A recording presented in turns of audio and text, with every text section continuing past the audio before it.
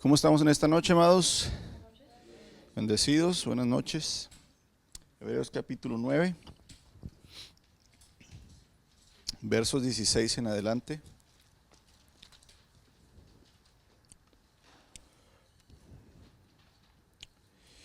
La semana pasada vimos cómo el escritor de la carta nos presenta a un sacrificio, ¿verdad? Perfecto, ¿verdad? Un pacto en el cual realmente se puede tanto recibir el perdón y limpiar la conciencia del pecado. Vamos a leer de los versos 11 en adelante para retomar, ¿verdad?, lo que es la enseñanza. Capítulo 9, verso 11 en adelante. Entonces Cristo ahora ha llegado a ser el sumo sacerdote por sobre todas las cosas buenas que han venido. Él entró en ese tabernáculo superior y más perfecto que está en el cielo, el cual no fue hecho por manos humanas ni forma parte del mundo creado. Con su propia sangre, no con la sangre de cabras ni becerros, entró en el lugar santísimo una sola vez y para siempre y aseguró nuestra redención eterna. Bajo el sistema antiguo, la sangre de cabras y toros y las cenizas de una ternera podían limpiar el cuerpo de las personas que estaban ceremonialmente impuras. Imagínense cuánto más la sangre de Cristo nos purificará la conciencia de las acciones pecaminosas para que adoremos al Dios viviente. Pues por el poder del Espíritu Eterno, Cristo se ofreció a sí mismo a Dios como sacrificio perfecto por nuestros pecados. Por eso Él es el mediador de un nuevo pacto entre Dios y la gente, para que todos los que son llamados puedan recibir la herencia eterna que Dios les ha prometido. Pues Cristo mismo murió para librarnos del castigo por los pecados que había cometido bajo ese primer pacto. Entonces, continuamos el día de hoy ahora con la idea, ¿verdad?, que todavía tiene el autor, ¿verdad?, estar utilizando el antiguo pacto, el tabernáculo, los sacrificios, para poder, ¿verdad?, seguir en esa línea de enseñanza donde pues muestra, ¿verdad?, la superioridad de Cristo y cómo Cristo logra hacer lo que no logró hacer ningún sumo sacerdote y ningún sacrificio, ¿verdad?, de los animales. Ahora sí entramos al verso 16 al 22. Ahí tienen sus hojitas, dice: ahora bien, cuando alguien deja un testamento, es necesario comprobar que la persona que lo hizo ha muerto. El testamento solo entra en vigencia después de la muerte de la persona. Mientras viva el que lo hizo, el testamento no puede entrar en vigencia. Ok, entonces aquí vamos a conectar. El verso 15 dice que Cristo, ¿verdad?, murió para librarnos del castigo por los pecados que habíamos cometido en el primer pacto. Y ahora Él se proclama el mediador, el autor de un nuevo pacto. Y aquí es donde entonces, amados, la muerte de Cristo y su resurrección nos hereda el nuevo pacto. ¿Por qué necesaria la muerte? Mire, hemos comprendido que en el antiguo pacto, ahí le puse pato, perdón por el error de dedo, ¿verdad?, es pacto. Hemos comprendido que en el antiguo pacto de la ley, hermanos, no fue dado por Dios para que el hombre obtuviera el perdón total de sus pecados. Acuérdense, ya lo explicó el escritor de Hebreos. El antiguo pacto falla no porque Dios no sea perfecto y no porque la ley no sea perfecta. El antiguo pacto falla porque el hombre no puede, ¿qué?, cumplir el pacto. Dios sí cumple su parte del pacto, pero el hombre no puede. Entonces, comprendimos que por lo tanto Dios no entregó la ley para que fuéramos salvos. ¿Sí? En realidad, hermanos, ¿verdad?, lo que logra este antiguo pacto, el pacto de la ley, hermanos, fue mostrarnos la necesidad de un mediador y un sacrificio perfecto. Acuérdense, lo que el Señor quiso dar a conocer y que penetrar en el corazón y en la mente de los israelitas es: se necesita sangre y un sacrificio para que se perdone el pecado. Y se necesita un mediador que pueda entrar al lugar santísimo para poder hacer, ¿verdad?, esa labor. Pero los sacerdotes arónicos morían y otro tenía que, ¿verdad?, surgir. Y cada año hacer ese sacrificio. Entonces lo que nos enseña el antiguo pacto es la necesidad de un mediador perfecto, sin pecado, y un sacrificio perfecto para satisfacer la justicia de Dios. Eso es lo que Dios quiso que entendiera el pueblo de Israel cuando les dio la ley y todos los ritos y el tabernáculo y los santuarios. No quería que ellos entendieran, ¿verdad? Ustedes por medio de llevar sacrificios de sangre van a ser perdonados y limpiados la conciencia. No, amados, simplemente quería el Señor establecer el único modo, la única manera en que se podía obtener, ¿verdad?, la paz total con el Señor. Y eso es lo que el antiguo pacto logra. Y es lo que está explicando el autor de Hebreos, ¿verdad? Diciéndole a los judíos, no pueden seguir confiando en el antiguo pacto porque el antiguo pacto no era para salvación. Era para mostrarnos la necesidad que tenemos de un mediador perfecto y un sacrificio perfecto. Entonces ya quiten sus ojos, quiten su fe del templo, del tabernáculo, de los sacrificios, de la sangre y del sumo sacerdote, ¿verdad? Como hombre.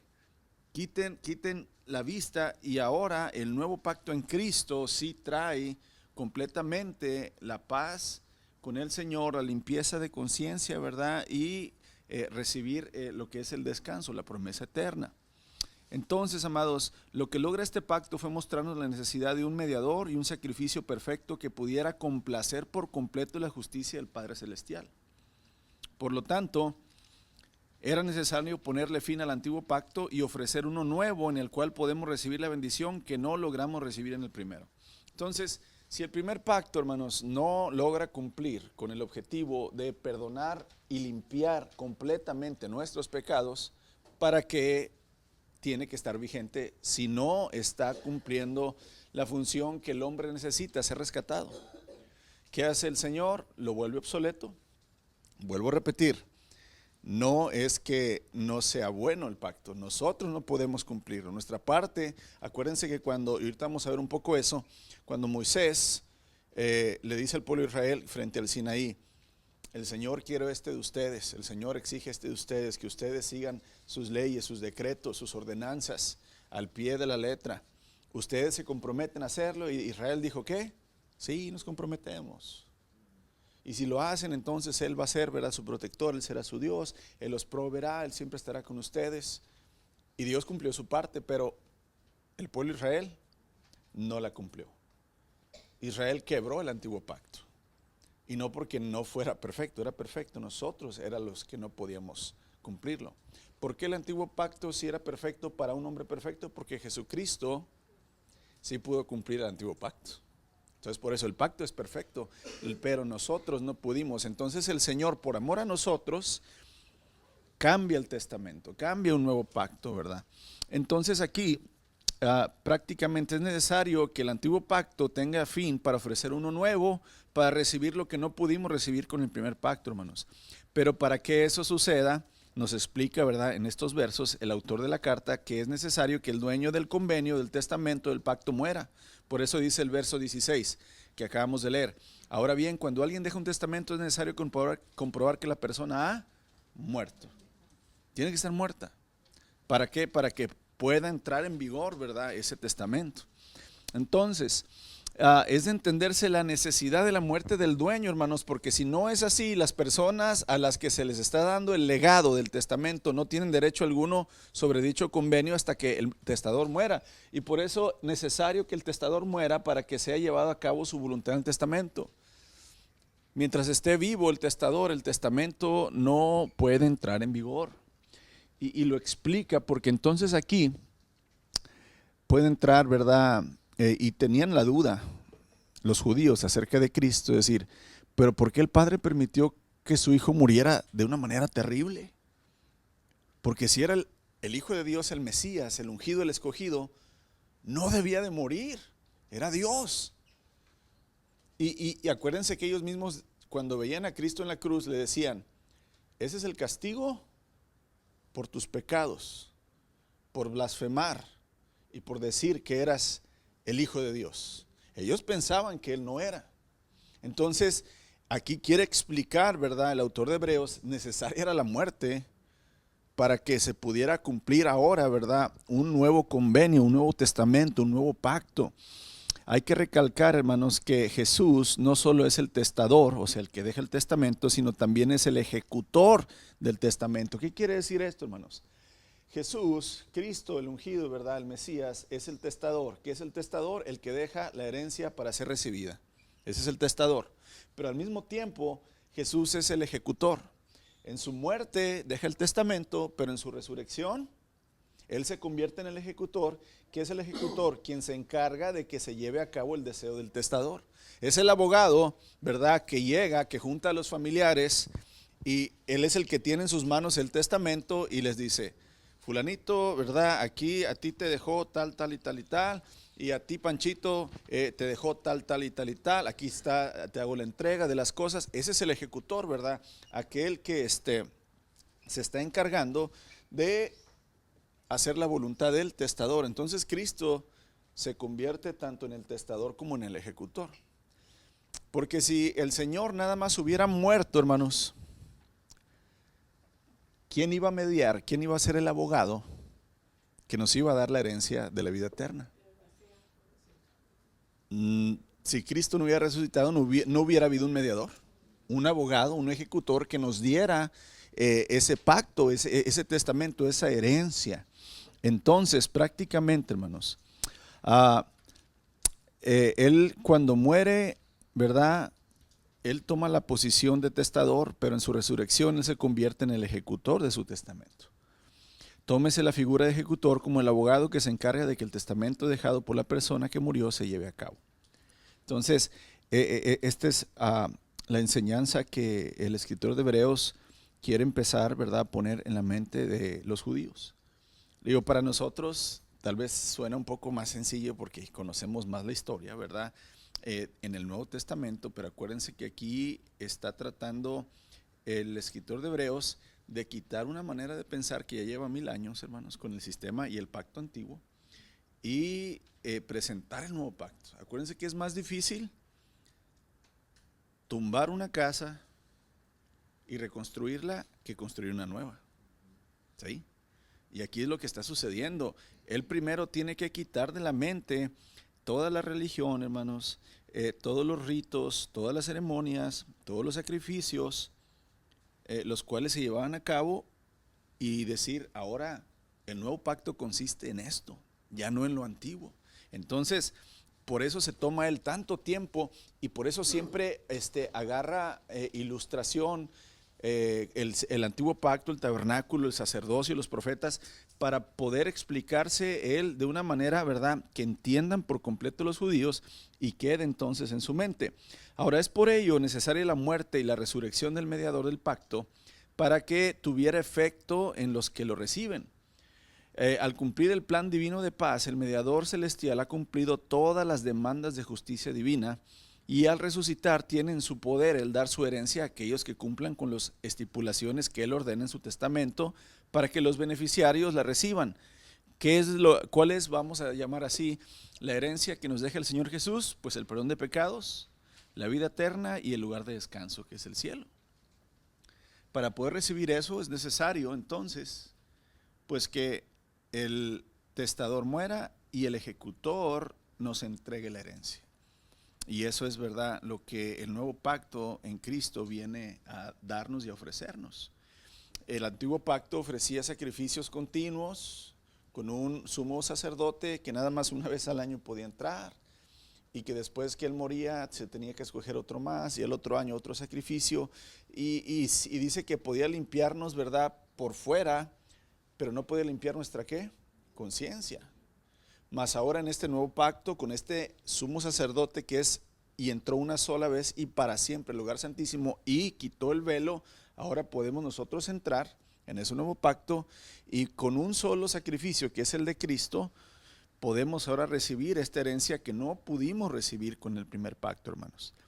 Ahora, resumiendo, el primer pacto dependía del cumplimiento de la ley por el hombre.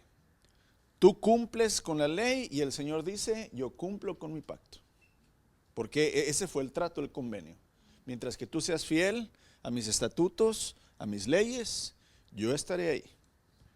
pero el día que las rompas, recibirás castigo. Y por eso, hermanos, en el antiguo pacto, ya hemos dicho, viene la retribución para cada quebrantamiento de los mandamientos.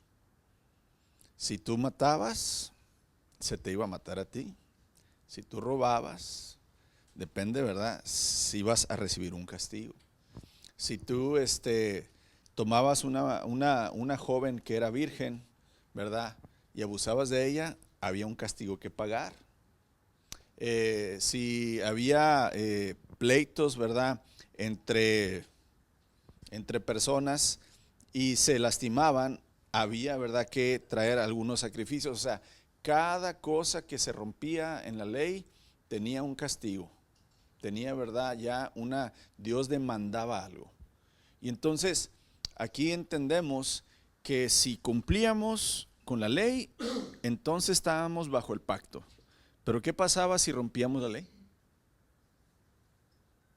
¿Quedábamos fuera de qué? Del pacto. Y dice el apóstol Pablo, por cuanto todos pecamos, dijo. Todos estamos fuera de la gloria de Dios. No podemos entrar al lugar santísimo, porque tenemos ¿qué? Pecado.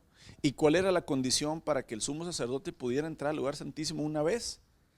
Primero tenía que pedir perdón, ¿por qué? Y limpiarse para poder entrar al lugar santísimo. Pero como todos nosotros tenemos pecado, no podemos entrar al lugar santísimo original, el único que es verdadero, que es el cielo, porque tenemos pecado. Entonces, el primer pacto dependía del cumplimiento de la ley por parte del hombre.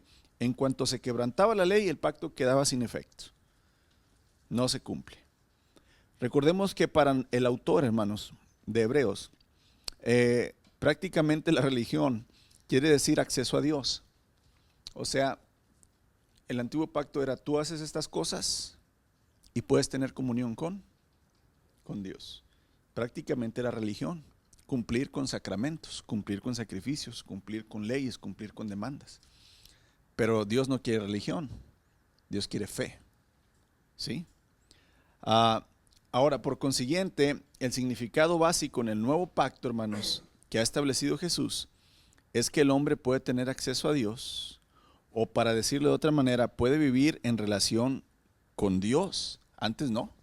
El mediador era el único que podía tener ¿qué? Una relación con Dios. Y el pueblo tenía que tener la relación por medio de ese hombre una vez, ¿verdad?, al año. Pero en Cristo podemos ir, dice, confiadamente al trono de la gracia y podemos recibir, ¿verdad?, un socorro oportuno. Ahora, pero aquí está la dificultad, hermanos. Las personas ya llegan al nuevo pacto manchadas por los pecados que han cometido en el antiguo pacto. Hay que explicar esto porque en realidad, digo, cuando tú presentas el evangelio, las buenas noticias, a una persona que no conoce en realidad cómo Dios demanda que esté en nuestra condición espiritual para poder tener una comunión con Él, ellos creen que por ser buenas personas y por hacer buenas obras, ya automáticamente ellos pueden tener una relación ¿con quién? Con Dios. Diosito me escucha si yo soy bueno, ¿verdad? Si hago buenas cosas, pues Diosito me bendice, ¿verdad? Así piensa la gente. Inclusive nosotros así pensábamos antes. Pero Dios dice, no, sin santidad nadie me puede ver. No hay otro camino, solo Jesús dice, yo soy el camino, la verdad y la vida. Nadie puede venir al Padre si no es por mí. Tú no puedes tener una relación con Dios si Cristo no está en medio. Y entonces aquí es, ¿y por qué no puedo? Pues porque tienes pecado. Pero, ¿por qué? O sea, y entonces aquí es porque has quebrado la ley de Dios. ¿Cuál ley? Y hay que explicarles, hermanos. Mira, me encanta es un ministerio que está, pasan mucho por YouTube. Siempre, sí, Living Waters, siempre va y entrevista a alguien, ¿verdad? Para alguien en la calle, oye, ¿te puedo hacer unas preguntas? Sí. ¿Tú crees que eres una buena persona? Sí. Siempre le contestan que sí, no le dicen que no. Y si tú murieras hoy, ¿irías al cielo o al infierno? Al cielo, porque soy buena persona.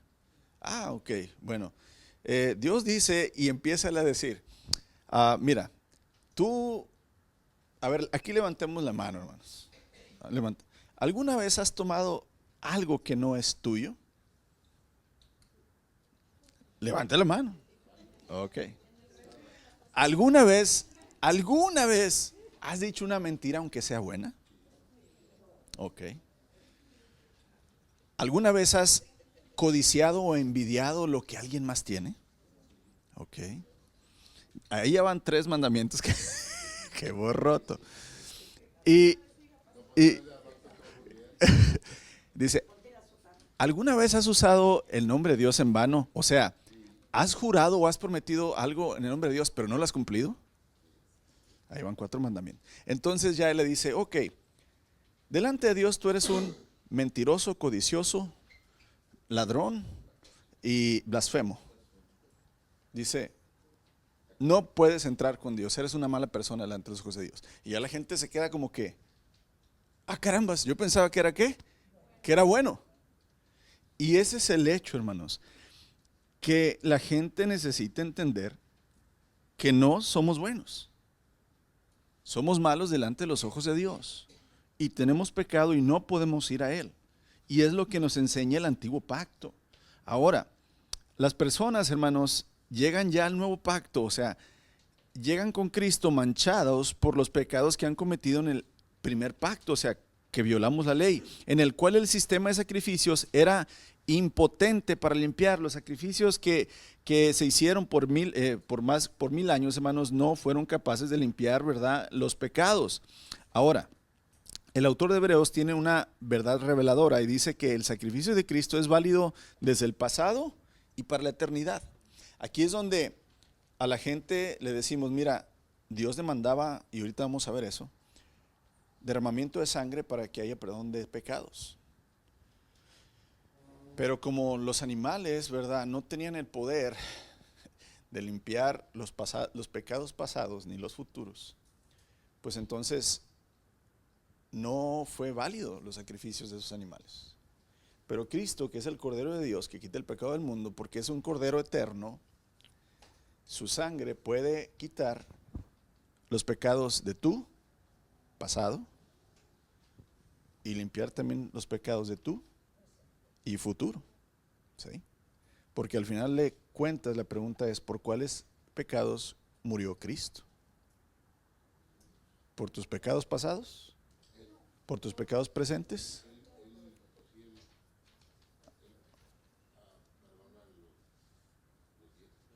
Todos los pecados.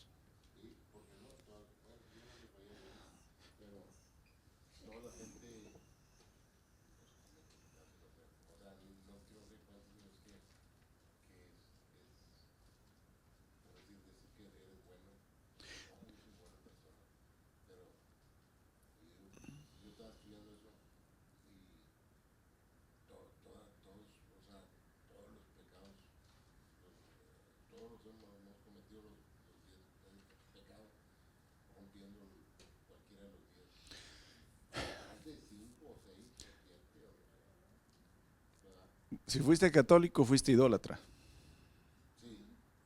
Y rompiste los primeros 3, 4 mandamientos. No, nada más, es decir, si tú tienes otra religión antes de venir a Cristo, ya rompiste los primeros 4 mandamientos. O sea, sí, sin haber asesinado, sin haber adulterado, sin haber robado, ya cometiste los primeros 4, los quebraste. Entonces, en realidad, el poder de la sangre de Cristo tiene la capacidad de perdonar los pecados tanto pasados, presentes y futuros. De ahí radica, hermanos, que nosotros entendamos, ¿verdad?, que es un sacrificio una vez y para siempre. ¿Sí? O sea, Cristo no se sacrifica cada vez que yo peco y le pido perdón. Esa es una herejía, o sea, eso está mal. Es entender, en la cruz el Señor pagó por todos mis pecados. Todo. Ahora, yo tengo que entender que por lo tanto, yo ya no debo de vivir con la culpa. Por eso la sangre de Cristo puede limpiar no nada más el exterior, sino también, y la semana pasada dijimos esto, quitarnos la culpa.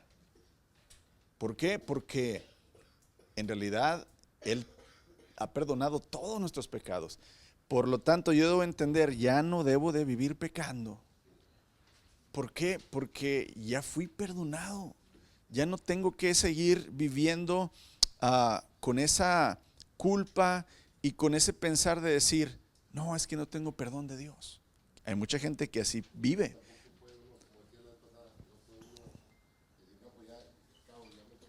Ya me perdonó. No, no, sí, esa es una mala comprensión de la gracia. Decir, ay, al cabo ya me perdonó Diosito. Sí.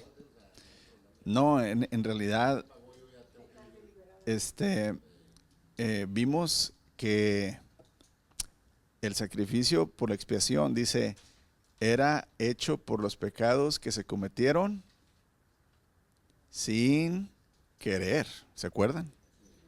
Sin querer. Y aquí nos está dando una enseñanza. O sea, es decir, no podemos, dice el apóstol Pablo, ¿persistiremos en el pecado para que sobreabunde la gracia? No. O sea, ¿qué quiere decir? O sea, entre más peco, más gracia recibo, pues deja peco más para recibir más gracia de Dios. No, hermanos, no es así, es al contrario. Porque he recibido la gracia y el perdón, entonces entiendo lo que le costó a mi Señor y entonces mi reacción, hermanos, mi accionar, mi manera de empezar a vivir es entonces a vivir lo más sano y santo posible, porque el Señor ya me ha perdonado. Ya no tengo que vivir así, ya no tengo que traer y arrastrar esa culpa y quedarme en mi pensamiento que siempre será igual. No, al contrario, es un poder liberador, hermanos. El perdón en realidad es una liberación de la culpa y del castigo. ¿Qué es perdón? Liberarte de la culpa y el castigo. Cuando tú ofendiste a alguien, cuando tú hiciste algo mal y traes ese cargo de conciencia y quieres estar tranquilo, vas y hablas con la persona. Y si esa persona te dice, te perdono, mira, ya no te tengo resentimiento, aquí queda. ¿Qué pasa en ti? ¿Por qué? Porque esa persona te está liberando de la culpa y del castigo. Bueno, en Cristo así debe ser entendido. Cuando el Señor te dice, si tú vienes a mí arrepentido con todo tu corazón, con toda tu alma, con toda tu mente, si tú vienes a mí dispuesto a cada día crucificarte, cada día morir a ti, negarte y obedecerme, fíjate, no dice si vienes perfecto, no, dice si vienes dispuesto, entonces yo te perdono, te limpio, te doy, ¿verdad?, mi promesa de salvación. Y entonces eso, hermanos, debe quitarnos todas las cargas y culpas, el castigo, el temor, ¿verdad? Y entonces empiezo a vivir de una manera libre y empiezo a ser transformado desde el interior. Y ese es el hecho que lo que contrasta los dos pactos, ¿verdad? El antiguo pacto y el nuevo pacto, donde en Cristo sí hay, hermanos, esa limpieza por medio, ¿verdad?, del sacrificio y resurrección de nuestro Señor. Por lo tanto, aquí, amados, prácticamente el sacrificio de Cristo es válido desde el pasado y para la eternidad, es decir, el sacrificio de Cristo es eficaz para borrar los pecados que se cometieron bajo el antiguo pacto y para inaugurar la relación y bendición que se promete en el nuevo. Porque acuérdense que estamos estudiando esta carta cuando Cristo tenía pocos años de haber resucitado. Ahorita ya pasaron 2000 años, pero esta enseñanza, ¿verdad, hermanos? Era un pan recién horneado, la gente no lo sabía, no lo conocía. Y entonces el autor de Hebreos está, ¿verdad?, presentando esta verdad reveladora. El nuevo pacto se trata de esto. Y todo parece muy complicado, hermanos, pero detrás de ello hay dos grandes verdades que son eternas. Mire, la primera, o sea, para resumir, decir, bueno, ¿qué es lo más importante que tenemos que entender del antiguo pacto, el nuevo pacto, de los sacrificios, del sacrificio de Cristo, de todo esto? La primera es que el sacrificio de Jesús obtiene el perdón para los pecados pasados. Y Él debería castigarnos, hermanos, por lo que hemos hecho, pero en virtud de lo que Jesús ha hecho, la deuda queda saldada, la desobediencia perdonada y la barrera que nos impedía ir a Dios queda retirada. O sea, el velo ha sido quitado. Esa es la primera verdad en el nuevo pacto. ¿Cuál es la segunda verdad? Que el sacrificio de Jesús abre una nueva vida hacia el futuro. Por eso Pablo, el apóstol Pablo en los Corintios le dice, el que está en Cristo, nueva criatura es. Las cosas viejas han quedado atrás, han pasado y he aquí todas son hechas nuevas. ¿A partir de cuándo? A partir de que yo recibo, ¿verdad?, el perdón del Señor Jesucristo. Esa es la idea, ¿verdad? Se abre una nueva vida hacia el futuro. Ajá.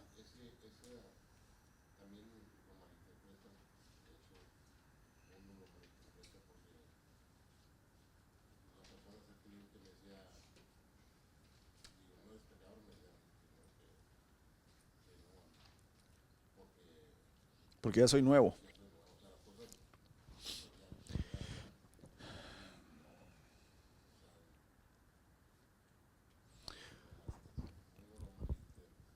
Sí, aquí lo que el apóstol Pablo está tratando de presentar a la iglesia en Corinto, ¿verdad?, es la nueva criatura es Cristo en nosotros. ¿Sí? Nosotros seguimos siendo pecadores, ¿sí?, con un cuerpo corrupto, con una carne que quiere pecar. Acuérdense, por eso Pablo pone, el espíritu está dispuesto, pero la carne es débil. Por eso vivan en el espíritu. Por eso el Señor Jesús, y se lo dije el domingo, orar sin cesar. Velen en todo tiempo para que no caigan en la tentación.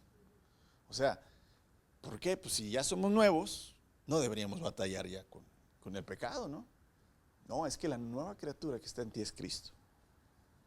Y Él es el que tiene que crecer en ti. Entre más tú le busques a Él, entre más tú, ¿verdad?, tengas comunión con Él, entre más tú te sometas a Él, Él, que es el único que complace al Padre, Él va a crecer en ti.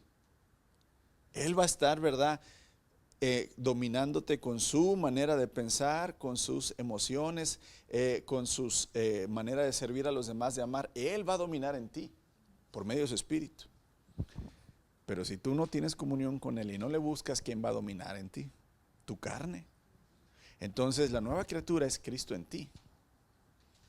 Tú y yo vamos a ser transformados en un abrir y cerrar de ojos por completo, hermanos, cuando el Señor venga, sea que estemos muertos y nos resucite, o que estemos vivos y seamos levantados. Dice, en un abrir y cerrar de ojos seremos, ¿qué? ¡Pum! Transformados a su imagen totalmente. Ya no vamos, ya nuestra antigua naturaleza, ¿verdad?, va a estar ahora sí completamente muerta. Se va a quedar, ¿verdad?, ahora sí para siempre en lo más profundo de la tierra. Pero mientras que estemos vivos, hermanos, tenemos que entender, ¿verdad?, que el nuevo hombre, que es el Señor Jesucristo, va a estar fuerte en nosotros mientras que estemos sujetos, sometidos, obedeciéndole a Él. Si no, no hay manera, hermanos, en que tú, o sea, tú no puedes ser una nueva criatura si Cristo no está en ti en una manera fuerte. Y ahí es donde dependemos completamente del Señor. Tú no puedes nada más, por decir así, venir a Cristo, arrepentirte, llorar, bautizarte, tomarte un curso de 5 años y decir, ¿ya qué? ¿Ya estoy? ¿Ya? Ya maduré, ya crecí, ya conozco, ya pasé 5 años. Soy más que suficiente para seguir a Cristo. No, el Señor dijo, yo estaré con ustedes todos los días, hasta el fin del mundo, porque ustedes sin mí nada pueden ¿qué? Hacer. Entonces, amados, la nueva vida en Cristo se trata, y lo leímos también el domingo, Filipenses capítulo 1, versos 9 al 11, Pablo dice, lo que más importa es lo siguiente, que ustedes puedan reflejar el carácter justo de Jesucristo en sus vidas. ¿Y cómo puede reflejar el carácter justo de Jesucristo? Pues nada más que Cristo esté en ti. No se puede piratear, hermanos, el fruto del Espíritu. Tenemos muchos, hermanos.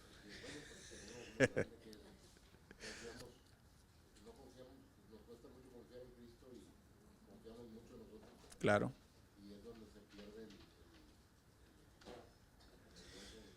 Dice, ¿verdad? Dice que el necio cree, ¿verdad? Y siempre dice, no hay Dios, sino que dice, él cree que sus caminos son ¿qué? Rectos, derechos. Pero no, amados, aquí entonces el nuevo pacto es eso. El antiguo pacto confiabas en que si yo cumplía como hombre la ley, Dios estaba en paz con él. Y el pacto nuevo depende todo de confiar en ¿quién? En Cristo. Ya no es lo que tú hagas, es lo que Cristo ya hizo.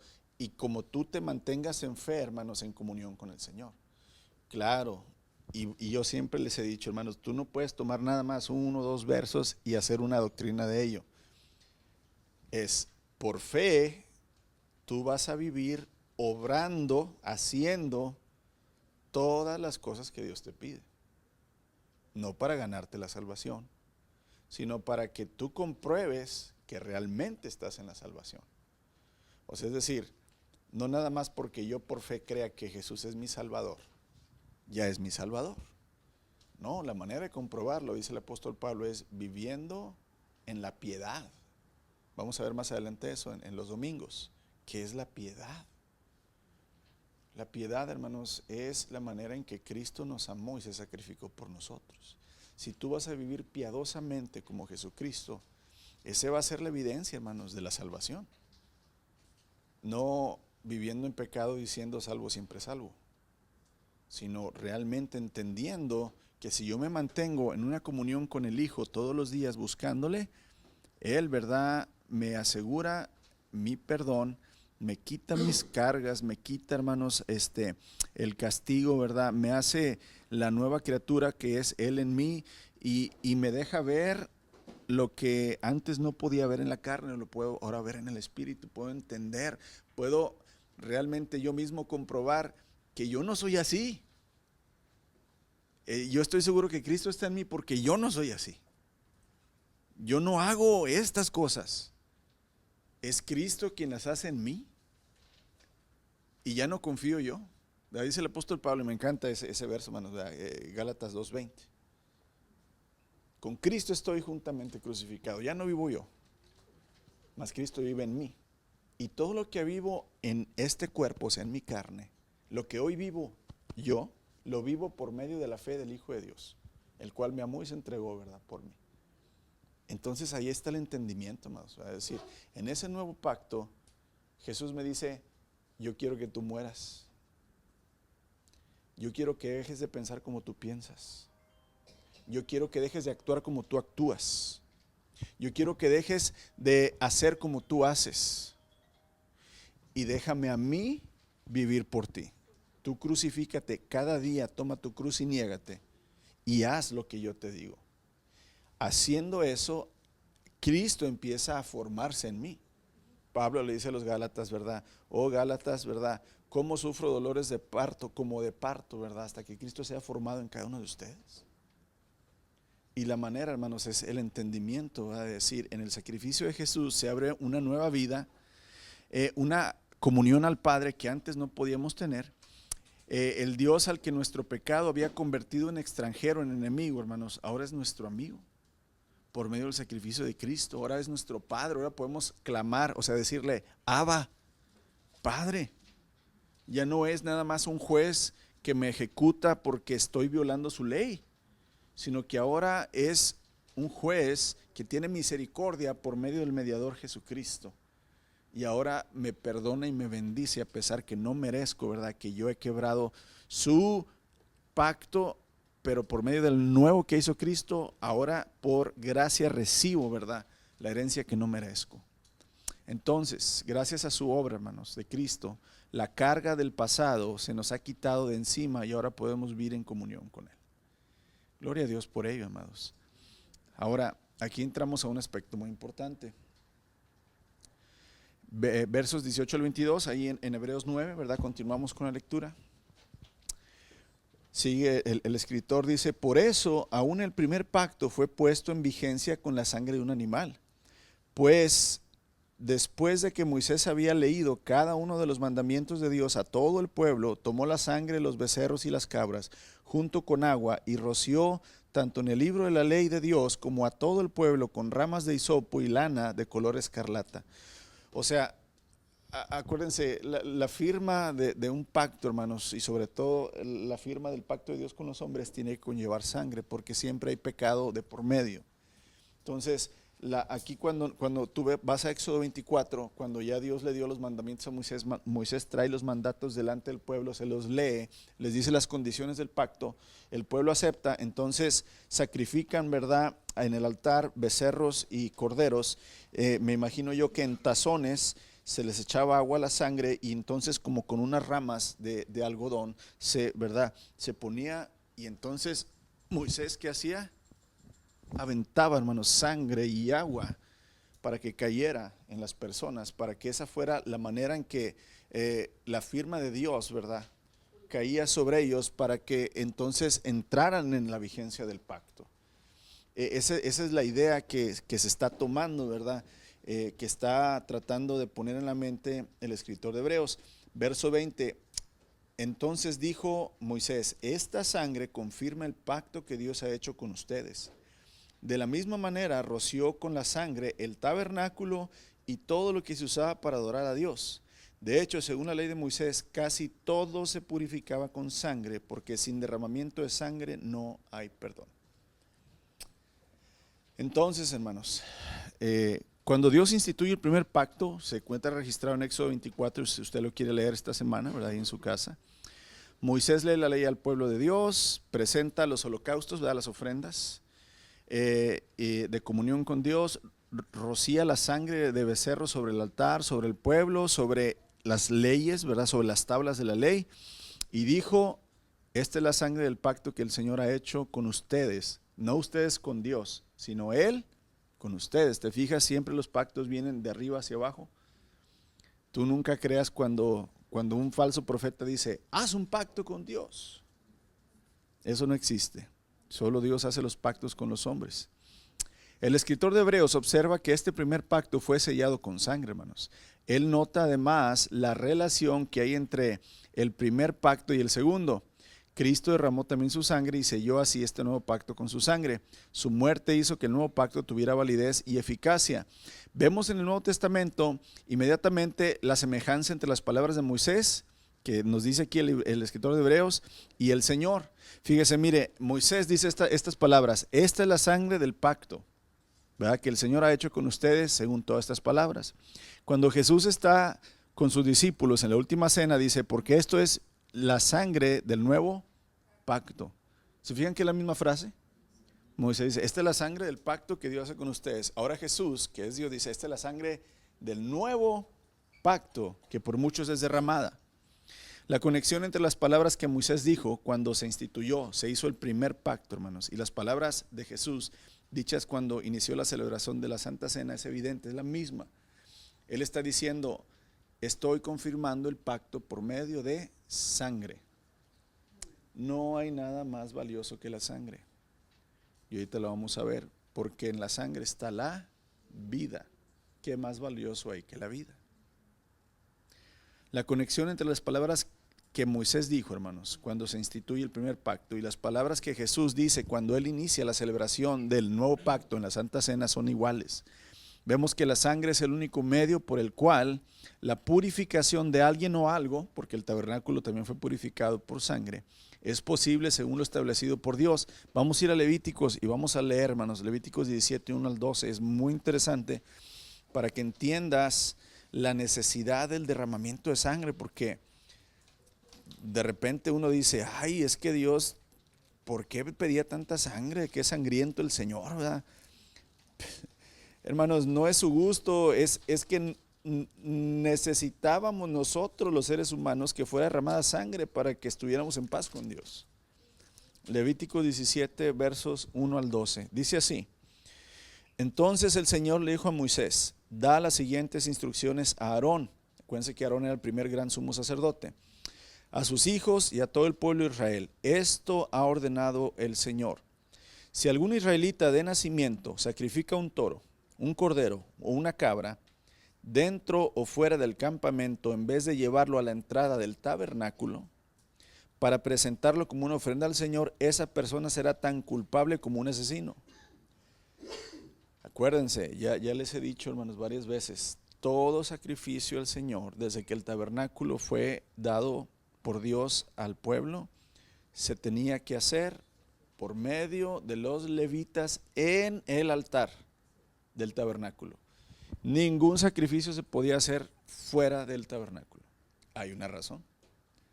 El Señor está diciendo, ustedes como seres humanos no pueden sacrificarse a sí mismos. Necesitan un mediador al cual traer el sacrificio. Ese es el deseo del Señor.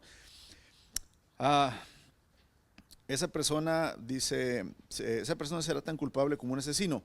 Esa persona ha derramado sangre y será excluida de la comunidad. El propósito de esta regla, ahí te dice el Señor, es evitar que los israelitas sacrifiquen animales en campo abierto. Asegura que lleven sus sacrificios al sacerdote a la entrada del tabernáculo para que él pueda presentar los animales al Señor como ofrendas de paz. ¿Te fijas?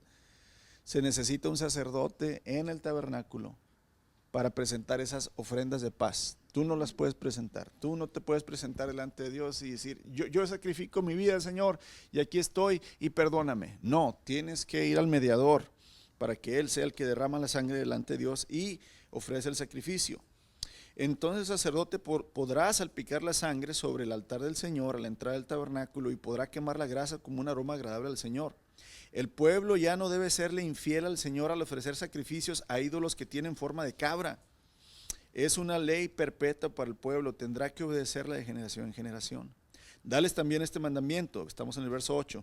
Si algún israelita de nacimiento o extranjero que vive entre ustedes ofrece una ofrenda quemada o un sacrificio, pero no lo lleva a la entrada del tabernáculo para ofrecerlo al Señor, esa persona será excluida de la comunidad, o sea, será echado fuera del campamento. Si algún israelita de nacimiento o extranjero que vive entre ustedes come o bebe sangre en cualquier forma, sea en moronga, cocidita, en un vaso tomada, de cualquier forma, hermanos. Dice, si alguien come o bebe sangre en cualquier forma, yo me pondré en contra de esa persona y la excluiré de la comunidad, porque la vida del cuerpo está en la sangre. Les he dado la sangre sobre el altar con el fin de purificarlos para hacerlos justos ante el Señor. Es la sangre dada a cambio de una vida la que hace posible la purificación. ¿Te fijas? Es la sangre dada a cambio de una vida la que purifica. Por esa razón le he dicho al pueblo de Israel, nunca coman ni beban sangre ni ustedes ni los extranjeros que viven entre ustedes. Entonces vemos aquí, hermanos, la necesidad, ¿verdad?, de entender por qué el derramamiento de sangre, hermanos, era necesario. ¿Por qué, hermanos? Claramente vemos cómo el Creador y Señor de todo protege la vida que Él ha dado a todo ser, no nada más al ser humano, o sea, a todo ser.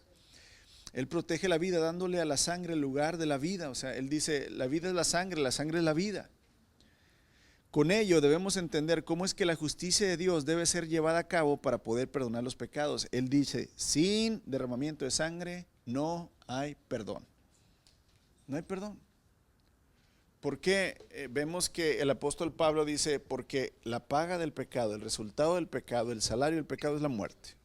Pecas, el castigo es la muerte.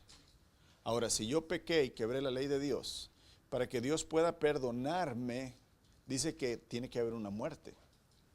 Pero si yo muero en mis pecados, voy a perder mi alma. Pero el Señor quiere que yo esté con Él eternamente. Él entonces me sustituye mi vida por la vida del Cordero, ¿verdad? La vida del Señor Jesucristo. Él derrama su sangre, su vida, Él paga su vida por la mía. Y Él, al no haber cometido pecado, entonces Él puede resucitar y tiene el poder de dar vida a cualquiera que cree en el sacrificio que Él ya pagó. Y el sacrificio no nada más es la vida, hermanos. Acuérdate, el sacrificio de Cristo es haber cumplido toda la ley. Ahí va. Si Cristo no hubiera cumplido toda la ley y hubiera muerto, ¿de qué hubiera servido el sacrificio? De nada. Entonces, el sacrificio de Cristo no nada más es haber muerto en una cruz. El sacrificio de Cristo conlleva haber cumplido totalmente la ley de Dios y haber muerto sin pecado, o sea, sin quebrar ninguna de las leyes de Dios. Ese es el sacrificio del Señor. Y aquí es donde entonces, amados, toma, ¿verdad? La vida está en la sangre y es necesario pues que la sangre sea derramada para que haya justicia y esta traiga así la purificación porque se ha pagado el precio del pecado. De ahí la importancia de entender, ¿verdad?, el derramamiento de sangre y cómo el Señor Jesús sustituye nuestra vida por la de Él.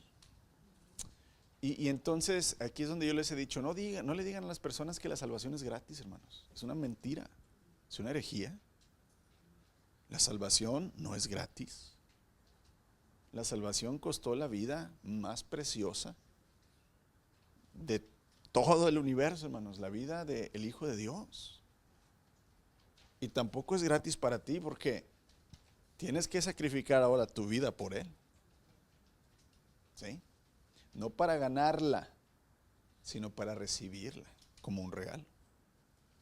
Aquí es donde, entonces, por eso el Señor, día con día, hacía que vinieran los israelitas, trajeran su ofrenda, vieran cómo era sacrificada por el sacerdote, cómo el sacerdote, ¿verdad?, juntaba la sangre, la rociaba en los cuernos del altar, cómo ponía él el sacrificio a quemarse, ¿verdad?, para que subiera al Señor.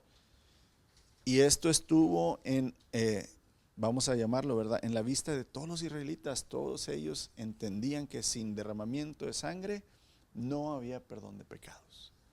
Entonces cuando Cristo va a la cruz, ¿verdad?, y derrama toda su sangre, hermanos, se cumple la justicia de Dios, la ley de Dios. Una vida ha sido derramada, entonces el pecado puede ser perdonado. Y ahora, cuando Él resucita, 3 días después, entonces el ejecutor, ¿verdad?, del nuevo pacto, el Señor Jesús dijo, el que cree en mí aunque esté muerto, vivirá. Yo, ¿verdad?, dice, yo le doy vida a quien yo quiera darle vida. Y entonces aquí ahora nosotros podemos recibir esa herencia, hermanos, por parte de Cristo, quien la ganó y quien la da, porque ya la justicia del Padre, ya podemos estar en paz con Dios. Dice el apóstol Pablo,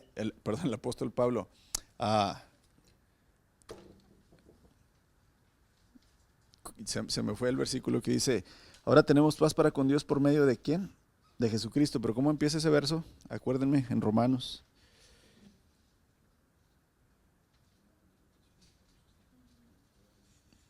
Bueno, ese es otro, pero dice ahora tenemos paz para con Dios por medio de Jesucristo. La paz fue pagada por medio del precio de la vida. Ya no tenemos, habiendo sido justificados por la fe, tenemos paz para con Dios. Por medio de nuestro Señor Jesucristo, habiendo sido justificados. ¿Qué es? Romanos 5.1, ok, gracias, Romanos 5.1. Habiendo sido justificados pues por la fe. Por fe, yo creo que el Señor Jesús ya pagó mi pecado. Eso me justifica delante de Dios y ya no se convierte en mi juez. Ahora es mi Padre. ¿Sí? Pero por medio de lo que hizo Jesucristo. Y aquí derramó su sangre y pagó con su vida la vida que yo debía haber, ¿verdad?, entregado. Y ese es el nuevo pacto, hermanos. Ahora yo entrego mi vida por Él. Por eso el apóstol Pablo lo vio en Romanos 12, dice, por lo tanto, hermanos, les ruego que por las misericordias de Dios, ¿qué misericordias? Pues Él haber entregado su vida por ustedes. Ahora que ustedes presenten su cuerpo como un sacrificio vivo, santo, agradable a Dios. Ahí es donde le digo, ¿verdad? Y Jesús lo dijo en otras palabras, el que quiera ser mi discípulo, tome su cruz cada día, nieguese a sí mismo y sígame. Hermanos, la vida en Cristo cuesta. Y va a costarte, ¿verdad?, todo el tiempo que vivas, pero vas a recibir la herencia por la eternidad. Y aquí es donde vale la pena, ¿verdad? El apóstol Pablo dice, yo sé en quién he depositado mi vida, ¿verdad?